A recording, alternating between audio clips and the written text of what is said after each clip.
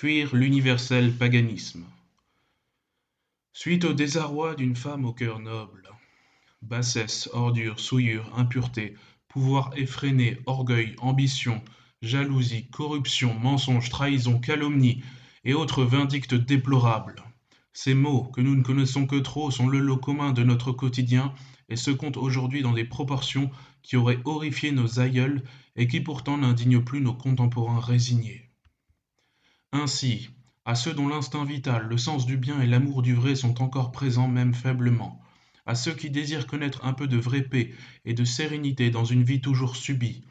à ceux dont les indignations sont profondément justes mais les chemins de résistance encore confus,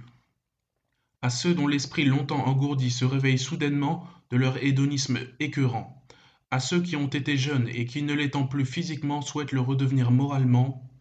fuyez l'universel paganisme.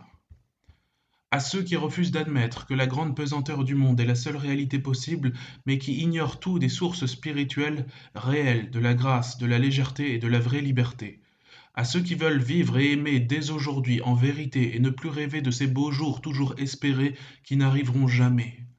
À ceux qui n'abdiquent pas et qui cherchent bien en vain à quelle parole sacrée obéir, à quel saint se vouer et à quelle autorité légitime en remettre sa vie dans le chaos des paroles impies et des passions profanes. À ceux qui n'en peuvent plus des raisonneurs et des intellectuels qui n'en finissent plus de détruire la vie et la possibilité même d'une pensée simple, droite et vraie, fuyez l'universel paganisme.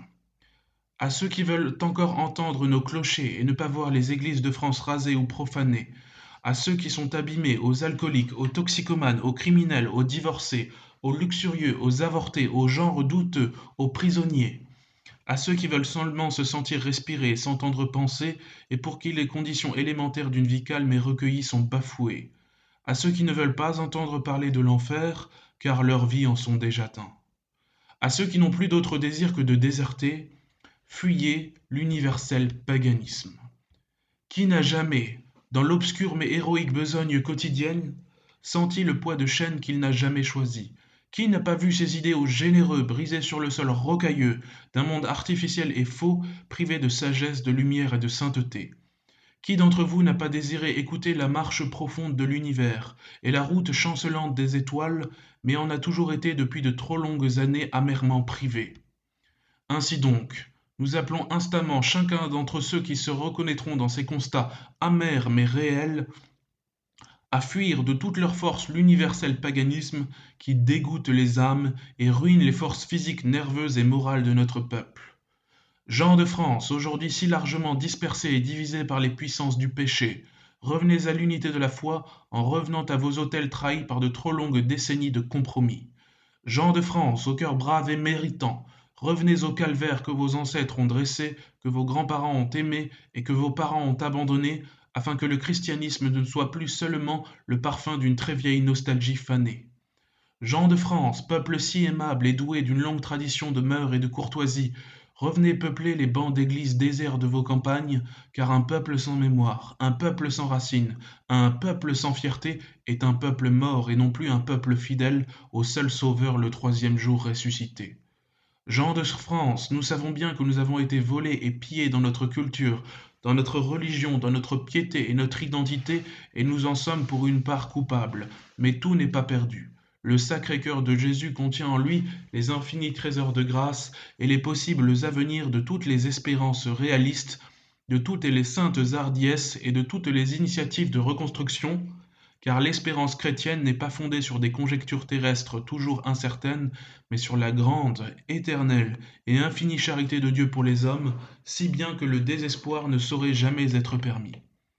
Jean de France, le christianisme dont personne ne sait plus rien aujourd'hui est le seul rempart éternel à même de vous délivrer dans ce monde qui passe, car aujourd'hui encore, le Christ notre Seigneur dirige son Église depuis les cieux. Dans la barque de Saint-Pierre, vous pourrez traverser l'existence saintement au milieu des douleurs terrestres et espérer arriver sain et sauf aux portes éternelles du paradis. Gens de France, fuyez l'universel paganisme en quittant l'esclavage de la terre d'Égypte, la terre de servitude, comme jadis le peuple hébreu sous les ordres de Dieu, car si l'exil autarcique nous est impossible aujourd'hui, et si les conditions d'un changement extérieur semblent chaque jour s'amenuiser, Notre cœur, lui, peut s'établir fermement dans la forteresse intérieure, imprenable du Très-Haut. La condition de l'espérance vraie ne dépend pas uniquement de Jésus-Christ, mais également de la collaboration active et aimante de notre libre volonté à son amour rédempteur qui nous libère du poids effroyable de nos péchés. Tout avenir souhaitable ne sera que le résultat de nos labeurs concrets, car l'heure n'est pas aux rêveries, aux chimères ou aux effets. Par conséquent, il ne saurait y avoir de possibilité de redressement social sans un redressement individuel complet, et il ne saurait y avoir d'hommes et de femmes debout sans le rejet de toutes les idéologies actuelles pour l'amour de Dieu ardent dans l'intégrité de la foi, de la pleine et entière vérité catholique. Dimanche 19 février 2023. En toute humilité chrétienne, en toute piété et fidélité catholique et française, Jean Guilherand.